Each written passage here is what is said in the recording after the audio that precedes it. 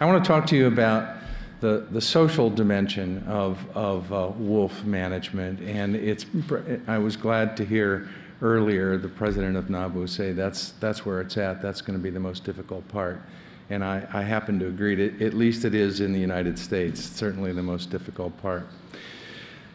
Let me talk a little bit about wildlife conservation in America. It took root really in the early 1900s, and it arose out of concern mostly for market hunting. And these great folks that you see on the slide here were really the leaders of the conservation movement: Teddy Roosevelt, Gifford Pinchot, and the father of wildlife management, Aldo Leopold. They were tremendously successful in restoring populations, particularly huntable populations in the United States. And wildlife management in the United States is an institution. And there are 37 million Americans that hunt or fish, and they spend over $90 billion in that pursuit. So it's big business as well as a very important conservation item in the United States.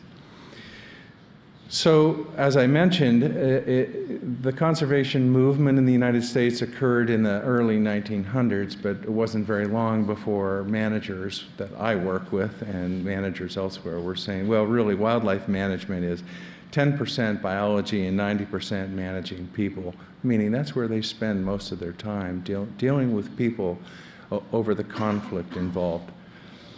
So around 1970, this gentleman, John Hendy, was the first one to introduce the scientific study of humans involved in wildlife and wildlife management. And it started a real trend. Now, most agencies in the United States have somebody that actually study just the human part of wildlife management and try and inform policy decisions. I got on board with this shortly after I read John Hendy's work in the mid-70s, and it was very influential.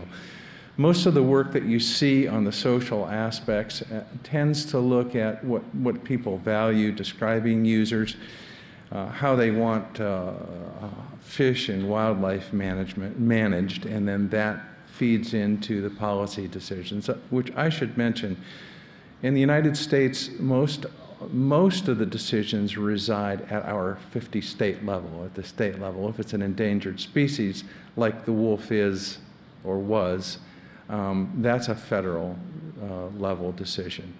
But aside from that, most of the expenditure and decisions are made actually at the state level.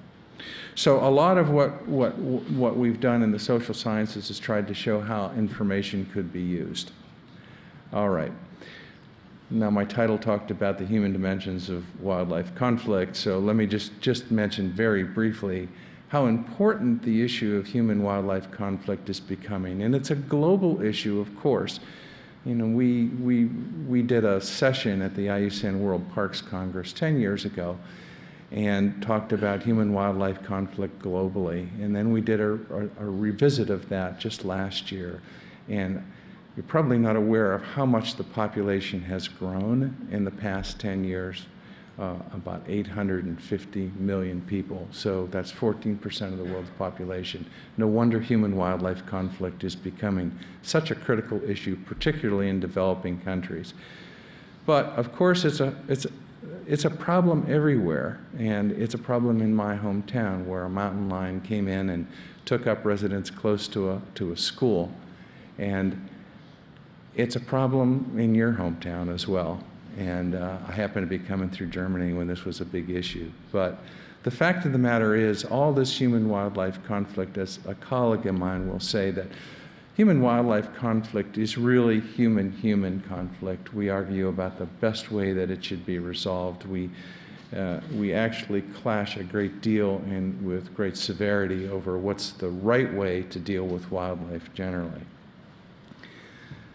So, from the social science standpoint, this is the question that I get an awful lot. Why do people do what they do? Now, recently I got that question asked because people in Rocky Mountain National Park were trying to get close to black bears so they can get selfies with black bears. I'd never turn my back on a black bear, but of course, the question remains, why are people so fascinated with wildlife? And, you know, humans are the most complex creature of all, let's face it. We focus a lot on what their thoughts are and what their motivations are for doing something. But even as we look at that, it's deeply embedded in some very difficult things for us to control as scientists. Social groups, we belong to social groups that dictate what we think. I mean, if I'm a rancher, I want to be a part of that group and represent that rancher group, though I might have individual thoughts that differ from the rancher group. Excuse me. Cultures differ a great deal in how they deal with wildlife. Institutions, as we talk about, institutions like formal organizations impact how we relate to wildlife and what's legal and what's not legal. And of course, religion's a big part, as I'll explain later when I talk about people's values toward wildlife. But religion dictates a lot of how we think about and deal with wildlife. What I want to focus on, you're going to have another talk later that talks about the psychological aspects of how we deal with wildlife. What I'm going to talk about is how our values differ and how values form the foundation for conflict over wildlife. And when I talk about values, they're the very fundamental ways that we think. They're the ideals we have about what's perfect way of life, on how we should treat other living things, for example. So they're very basic to us. And I contend that contrasting values are the foundation for human-wildlife conflict. And so when we're talking about trying to build consensus, what we have to think about is how we bring people with different values together. I'll get to that. A lot of the work that I have done with Dr. Tara Teal has looked at the wildlife values that people have in the United States, but I'll come to some work that's been done in Europe as well, so you can see how it relates specifically to Germany. We contrast really two forms of values toward wildlife, and you can describe this value orientation by an ideal world that's associated with it, as well as the principles by which we should treat animals. And these are just illustrative statements. We have a complete instrument that we use when we measure this. So an ideal world for somebody that has a strong utilitarian or domination orientation toward wildlife would be wildlife exists for human use and enjoyment, or we want an abundance of wildlife primarily for use, hunting and fishing. This works best in the US, that one in particular. Principles of how we treat wildlife. Well, we should manage wildlife so that humans benefit would be a key statement, and that the needs of humans would certainly take priority over the needs of wildlife. By contrast, and a very quickly growing way of thinking about wildlife, was what we've called mutualism.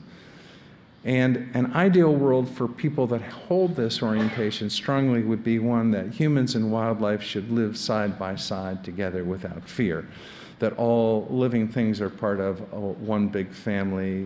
We have emotional bonding and companionship with animals, and there should be no animal suffering. Principles would be that animals should have rights like humans, that we should take care of wildlife, steward them, and prevent cruelty to animals. I want you to understand, when I talk about these two orientations, I'm not advocating for either one. Our job is to describe what's happening in our world. So I've had a lot of people say yeah for one group or no for another, and that's not the point. The point is they're very contrasting values that we need to deal with. So we did in the early 2000s, we did a survey that we're about to repeat this year so we can track trends, but the results of that study are revealed on this map. And basically the darker brown are places where that strong utilitarian and domination orientation prevails, and it's mostly in the Intermountain West. So as you look, Alaska is perhaps the highest, and the Dakotas and Montana have strong orientations toward utilitarian and domination. And as you look at the coastal areas, they're much less that way. They would be more mutualist than their orientation. So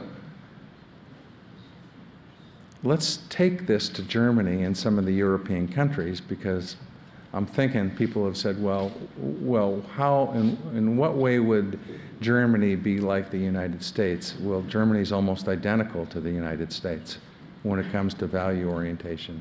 Strikingly, this is work from Robert Arlinghaus in Berlin, who gave us some data, and then Frank Jensen from University of Copenhagen. So you can see pretty clearly that United States, the proportion of people that we classify as utilitarians, strong utilitarians, is upwards of the 30% for all of the Western United States, and that's at 30% for Germany. And you'll also notice that it's much lower for Denmark, as it would be for the Netherlands. And in the area of mutualism, you can see that it's of equal percentages, about 30-ish%, and that's in both the United States and Germany. And what we find, based on our cross-sectional analysis and linking it to other longitudinal studies, is that there appears to be a transition toward mutualism. But let me first look backwards and then look forward. Where do these utilitarian values come from?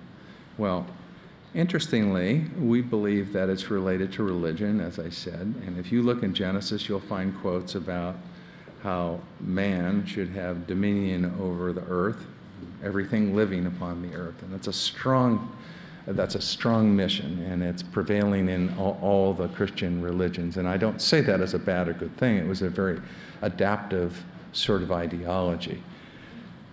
Here's something really interesting that we did with data that was just recently published in Conservation Biology. What we did is we linked our group of hunters and anglers and Western residents to their ancestry and to where they came from. And then we looked at the values of those countries, in the European ones are what I'm showing here. So what you see is, where it's a dark orange, those are countries that have a strong domination ideology across the board, not just with wildlife. And it links perfectly with the ancestry that people have. So if they're from Germany, in the United States now, generations later, they have very strong wildlife domination, wildlife value orientations. What I'm telling you is that values don't change overnight. They persist for long periods of time. Okay? And as you can see, the lower domination orientations are in the Mediterranean, lower southern European countries. We attribute that to the Reformation, by the way. As you look, it looks as though that's associated with countries where the Reformation occurred. Okay, so I've looked backwards where it came from. Now, why would it be changing? And we see a really strong relationship with modernization. And by that, I mean, when you look at education, states where there's greater education, income, and urbanizations, there's much higher growth in mutualism. Now, Robert Arlinghaus in Germany claims the same, he gets the same findings in Germany as we get in the United States. So why would that be so important when we're thinking about wolves, or we're talking about predators, or we're talking about management? Well, let me just show you some results from this survey that we did in the early 2000s. What this graph actually shows is those red dots are a bunch of different questions, and they're not all the same. They're slightly different, but they all deal with killing a predator that has had some encounter with humans. And what you find on these axes is, as you go down that axis, it's negative for mutualists and it's positive with utilitarians. So that means, basically, if you're a utilitarian, you're for killing an offending predator. And if you're a mutualist, then that's what you would oppose. Okay? So let's look at another group of more than 40 items that actually are actions that would have the managers remove people for the sake of wildlife. And here, what you find, I know you're going to predict this, and that is that it's very negative for utilitarians because they don't think any sacrifice should be made from humans for wildlife, and very positive for mutualists. So you can see this sets up conflict in virtually any direction you go when it comes to managing predators when there are these two value types present. Something else is really interesting. Mutualists are a bit more resilient on their values than are utilitarians. So we have data from the Front Range of Colorado where we have a lot of coyotes now. And the population's grown considerably. And what we've asked is the acceptability of killing a coyote when it's attacked someone's pet. And so the acceptability of lethal removal, that number 4 would be the neutral. And anything above that would mean it'd be acceptable to kill, okay? So you can see right now, if they've had no experience with coyotes attacking their pet, the utilitarians are neutral and the mutualists are opposed to any lethal control. But once they've had the experience of having an attack, the utilitarians just want the animal killed. They want the coyotes killed. And mutualists are about the same. They don't really change their opinion of it. They don't support it. So you see this dynamic situation that the values people hold affect and filter the experience that they have and then how their attitudes might change. Here's another really important part when the managers in the United States look at these results. They stare at this kind of stuff most, okay? And what I've got here is the results of a survey question that asks whether you trust the wildlife agency, that's your wildlife agency in your state. And what's really interesting is where you've got states where there's a high proportion of mutualists, there's a more equal split of mutualists and utilitarians, you have a much lower degree of trust. And so that sets a very difficult situation for the managing agency. So look at Washington on there. It's the dark blue on the far right. And let's take a look at Washington and their experience with wolves as I round out this presentation. Washington, for those that aren't sure, because we've got a couple places called Washington in the United States. I want you to make sure that this isn't the wolves in Washington, D.C., but I think there are wolves there. Washington is an absolutely beautiful place. On the eastern side, it's relatively wild, and it has a substantial ranching community there. And the eastern side, or western side, I got that turned around, my apologies. The western side is highly populated. It's where Microsoft is, if I can classify it for you. And by the way, that's where all the voters are. So that tends to carry the policy on the western side.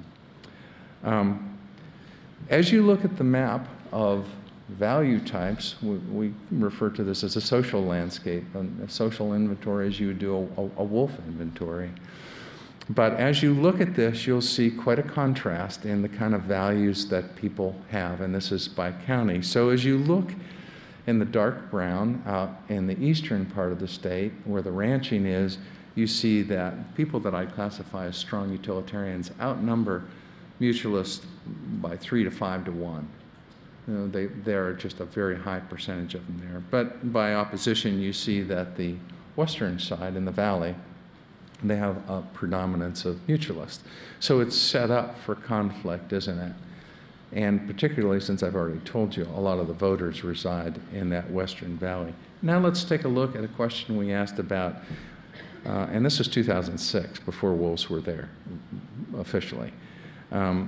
We asked the question about the percent of the populace that would be accepting of moving wolves into the state. And boy, when you look at that area around Seattle on the western side, you get 70 to 80% accepting.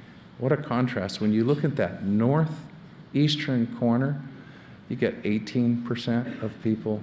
Now that's a difference. There's a big difference in the acceptance. So when wolves started coming out of Idaho and Montana, where they were reintroduced, where did they go?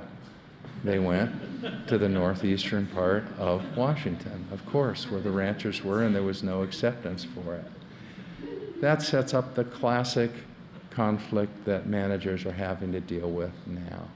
And remember, I said their training is largely in biology, and so there's this, what do we do, sort of response for them, and it's very challenging. And what you find in Eastern Washington is a strong opposition. There's been strong coalitions that have formed in opposition to the wolves, and so that makes it even more difficult because they work through the legislature. And of course, as was bound to happen, wolves started to predate on sheep, and now there have been 2 cases where wolves have been killed by the agency. They killed what we might call offending wolves that were known to predate on sheep. In one case, it was a complete pack, and in another, it was a single animal more recently. And of course, that's very conflict-laden when you look at the populace and how they've responded to it. So when you think about, when you have a situation, there's no end to this. That's one of the points I really want to make. That conflict management is a process that goes on. There's no solution. There is a process of dealing with it.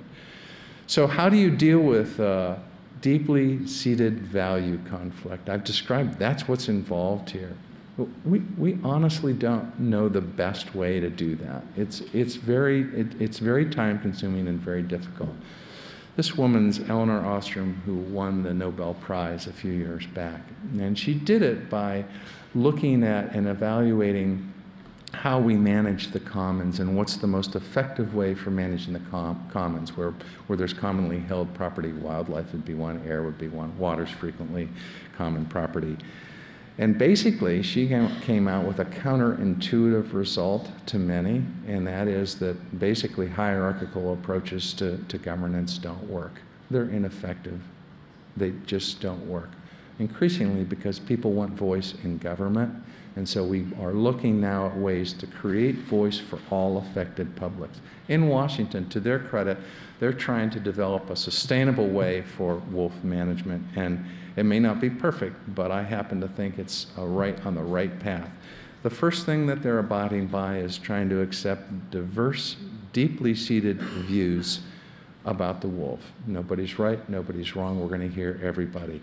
Trying to create a collaborative environment, and what they're doing, because the trust is so low within the agency, is they're having an independent outside observer actually run this collaborative process, which then advises the governor of the state. They're trying to allow voice to everyone and build trust amongst everyone, and I can promise you that's not an easy thing to do, and it takes a lot of time. But out of that, what they're hoping to do is strive towards some kind of consensus in the decisions that will come out of that process. And it might not be a decision that everybody likes, but if they can all feel they had a voice, that's about the only way that we're going to come to some process that's going to work in the long haul. Anyway, that's my presentation. I'd be happy to take questions if there's time. Yes, we do have time. Okay.